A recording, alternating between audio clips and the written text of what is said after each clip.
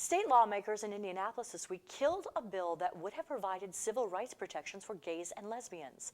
Senate leaders declined to bring the bill to the floor for a debate because it lacks support. Members of Northwest Indiana's LGBT community say lawmakers missed an opportunity to make all Hoosiers feel welcome. Crown Point resident Kelly Dooley sits down with Lakeshore Report's Michael Puente to talk more about what's next for this issue.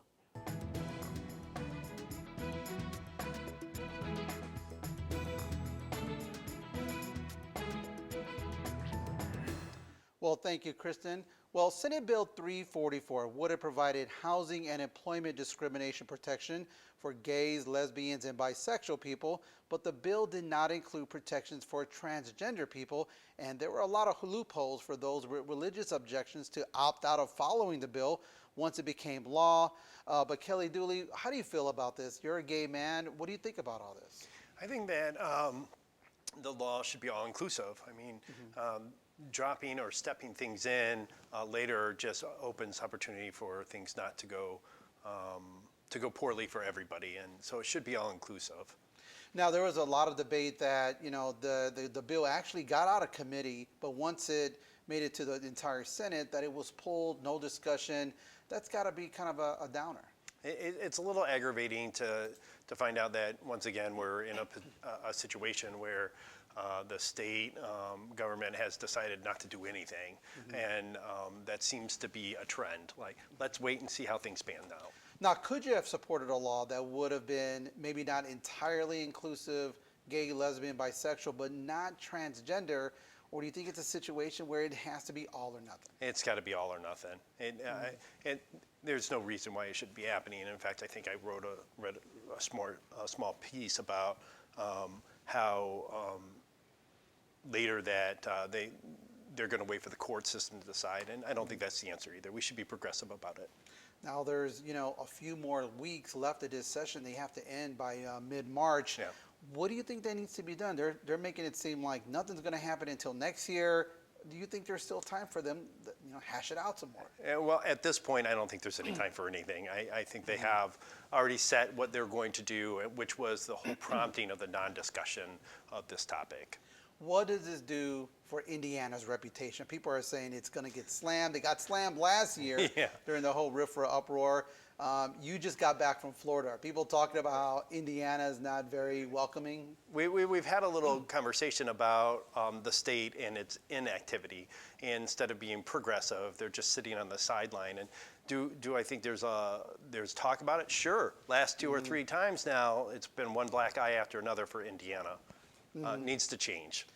Now, about this time last year, of course, there was this uproar. A lot of, the NCAA tournament was coming up. So you had already a lot of people in Indianapolis for this.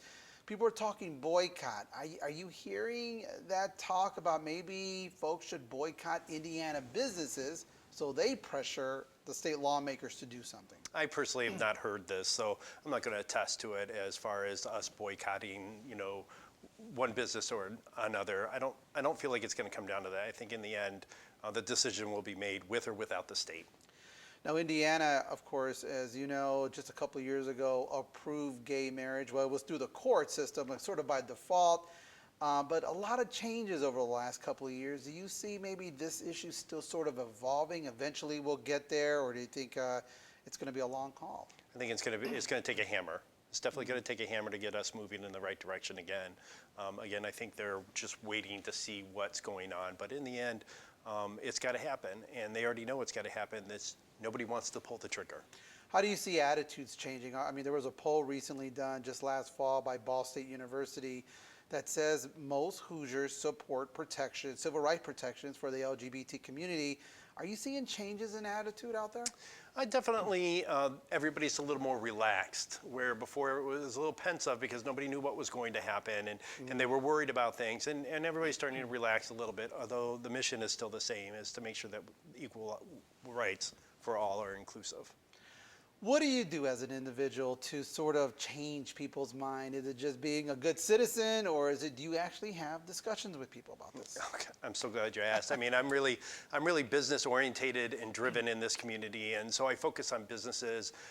One-on-one discussion for me is very successful, as well as some kind of public outlet.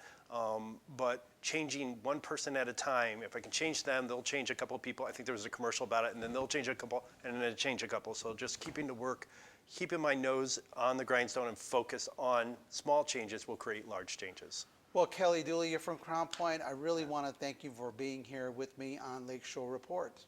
Thank you so much. Well, that is all the time we have for, and of course, this is the last Lakeshore Report and for my segment here. So I want to thank a few people in the booth, Kristen, Amanda, Joe, Tom, James, Dan, and Alex. You guys have all been wonderful for me. I'm Michael Puente. We'll see you in the future.